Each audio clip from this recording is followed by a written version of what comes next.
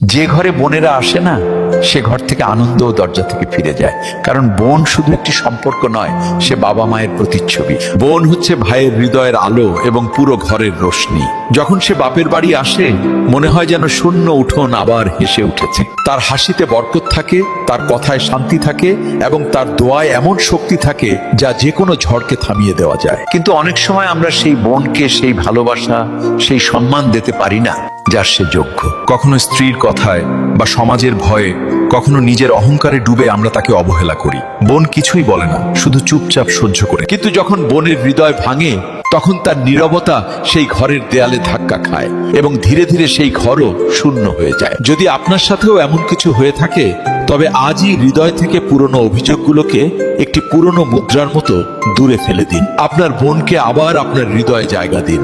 তারপর দেখবেন ৩-৪ মাসেরই মধ্যেই আপনার ঘর আবার হেসে উঠবে, সমস্ত আনন্দ ফিরে আসবে এবং আপনার হৃদয়ও শান্তি পাবে। একবার চেষ্টা করেই দেখুন, বোনের ভালোবাসায় সৃষ্টিকর্তার রহমত লুকিয়ে থাকে। আর যদি এই কথাগুলো আপনার কাছে সত্যি মনে হয়, তবে এই ভিডিও শেয়ার করুন, যাতে অন্য কোনো বোনও আবারও হাসতে পারে